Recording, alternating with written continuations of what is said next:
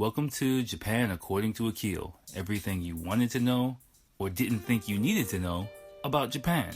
Hello, everyone. Welcome to another clip from the Japan According to Akil podcast. Again, I just wanted to give a little bit of extra commentary on the podcast right here for YouTube. This clip that you're about to listen to is from one of the early episodes, actually the first episode, and I give a bit of knowledge about the train system here in Japan, some tips about how to navigate the charge card here, some do's and don'ts for me, especially if you're not so good budgeting, if you will, some ways to limit yourself and some things to look out for on the train system here, and also some things to kind of make you feel a little bit more at ease about riding the train here. It's a big deal, but it's not a big deal. And there is one tip included in the original audio that will make your Tokyo train experience a lot smoother. So remember, of course, to hit the like button, subscribe to this channel, check the description below for a link to the podcast, and subscribe to the podcast itself to get the full, unadulterated Japan According to Akil experience. But if not, that's totally cool. You can just enjoy this clip. Anyway, we gotta get to Suica, which is really, really important, right? So what the fuck is Suica? If you study Japanese, you might recognize the word as a watermelon, right? I'm not really sure if that's where they got the name from, but there's actually, Suica was the first one, sponsored by JR, right? With JR Japan Railway, which is like the biggest railway company in Japan. They have a long history from what I've heard, like, you know, it's been broken up to JR West, JR East, I think JR Hokkaido. But it's like, you know, it's been broken up. It used to be a huge conglomerate. It's been broken up now.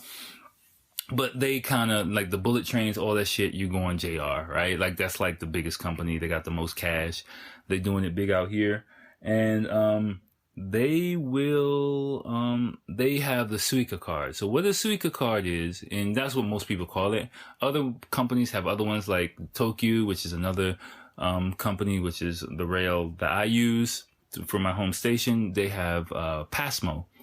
Fuck, don't ask. I know, Pasmo. Don't ask me, like, Japanese names, right? It sounds cute, to Japanese people, I guess. I don't know.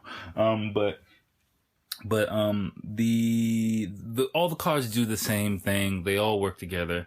It's basically like a big IC chip in, you know, that swipe card, touch panel kind of thing that's similar to like a debit card, basically, that you can use on the train or in convenience stores. And I think now at other places too. So, you can also put your train pass on that. I have my train pass on there. So you pay 500. Basically what happens is you pay 500 yen. If you don't know, if you're not familiar with, the conversion ratio of it, the easiest way I describe it is roughly 100 yen is $1, right? So that's a US dollar. So that's like an easy way to think about it. Pretty much just move the decimal, a couple of spaces, and boom, you got your cost in US dollars. So it's 500 yen, about $5 US deposit for one of these cards. If you return the card, you get your deposit back. In a machine, you can charge one of those bad boys from anywhere to 1,000 yen, which is $10, up to like 10,000 yen, which is, survey says, $100, right? So roughly about $100. Like me, I'm on a budget, so I'm doing it like 1,000 yen at a time, you know, just because, you know, we in it right now, you know, we trying to make this thing happen. So, yeah, but, and once you have that thing charged, it works on trains, it works on buses. You don't have to worry about tickets. You don't have to worry about really the price so much. Remember before I said I don't really look at the board for the price so much anymore because I have a Suica. I know where I'm going to go as long as I got cash on that. You know, I know where I'm going. I can just like walk through the gate, hit the touch panel, and, you know, I don't really have to worry so much about how much it costs buying a fucking ticket. Oh shit, I overpaid for it. What the fuck do I do with this ticket? Like, none of that shit. You can just like go in. If you need a drink, boom, touch panel in the convenience store, boom. All you have to do is say Suica onegaishimasu, or, you know, Suica and then they'll be like, okay, beep, beep, boop. And then you can just swipe and go. But be careful, because that thing is like, it's like crack, man. Once you start using it, like, you will eat up your cash really fast. Like, oh, let me get a drink. Oh, let me get some chips. Oh, let me get a rice ball, some onigiri. Like, oh, let me get, and then next thing you know, like, you want to use up all your money really, really fast. So, just, limit your usage of those as much as possible, because again, it's digital money.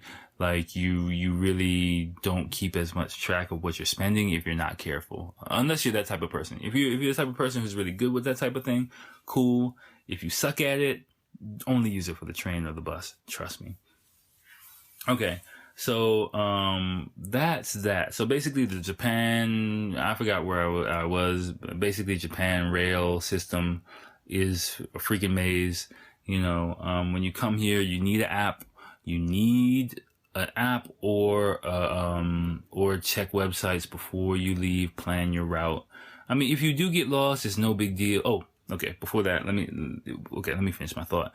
If you do get lost, it's no big deal, because, I mean, people are actually friendly in Japan. So, people will hook you up, help you out, like let you know where to go, stuff like that, figure some shit out. Of course, station staff might freak the fuck out if they see you coming and you're speaking English and you're like, yo, how the hell do I get here?